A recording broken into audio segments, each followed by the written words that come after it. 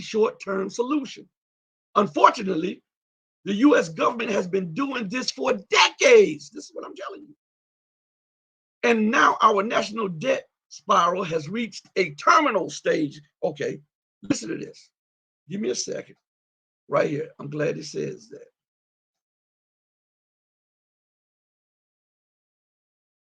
Now we go to the definition of terminal, okay? Because we have to understand words. Because the elite and the upper class uses words and phrases in your face, and you think you grasp what they're saying, but in reality, they're talking over your head to their colleagues, okay? So it is very necessary to understand the definitions of words, the meanings, so that you can understand what is trying to be conveyed to the people and to the people that they have directed their articles to, okay? Now, the word terminal, according to the dictionary, means end, E-N-D, extreme, final, last, L-A-S-T, concluding, closing, and ultimate. It means incurable, untreatable, inoperable, end stage, fatal, and mortal. So now let's go back to the article now that we have an understanding of what the word terminal means. It says, unfortunately, the U.S. government has been doing this for decades, and now our national debt spiral has reached a terminal stage. You know, when you go to the doctor and the doctor finds that you have been plagued with a disease, cancer or something, and you have reached a stage where their knowledge cannot benefit you anymore. Their medicine cannot benefit you anymore. They call it stage 4, stage 5 of cancer, right? And they tell you, well, according to such and such, we give you X amount of time to live. Now let's go back to the show yesterday. Remember when I told you that America was like a snake? And what we're living in is the head has been cut off. But even when you cut the head off a snake, the body can still contort and twitch upwards of 4 hours, right? And you will still think that the snake is alive because the muscles continue to move and operate regardless of the head being decapitated.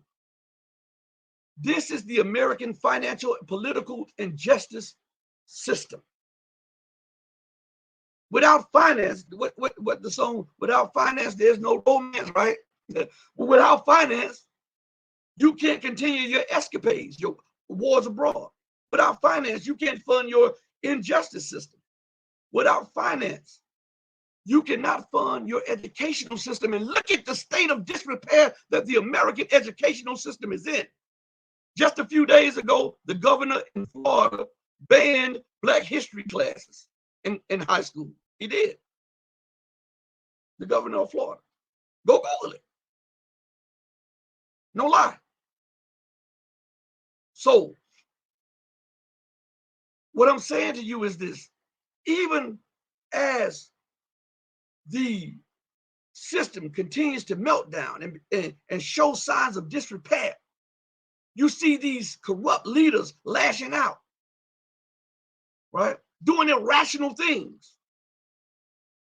This is what irrational governments and irrational people do.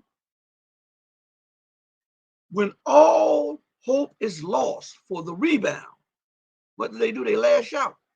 Is that not right? They lash out.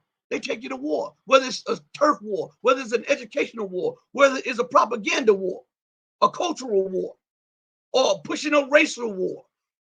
One thing for sure is when the elite feel threatened, they will take you or push you to war. We're watching that in real time on every level. So in this terminal stage, We see the republic or the empire still contorting and twitching, right? We see that. But we see it's being decapitated by the moves of the global south in these nations moving towards a fair world order by using their own national currencies or some viable currency or commodity in trade to oust the dollar. Because that is the lifeblood of the American war machine, American exceptionalism, American intransigence and arrogance, right? So what they're doing, they're killing it from the head down. It doesn't seem that way to the average American person, but for the people looking from outside the building, they know that the building is on fire. You're lying down in your bed in the room thinking everything is cool. Oh, that's just smoke. I always smell smoke. Not realizing that the whole building has been engulfed in a fire that is ravaging the surrounding areas. Okay?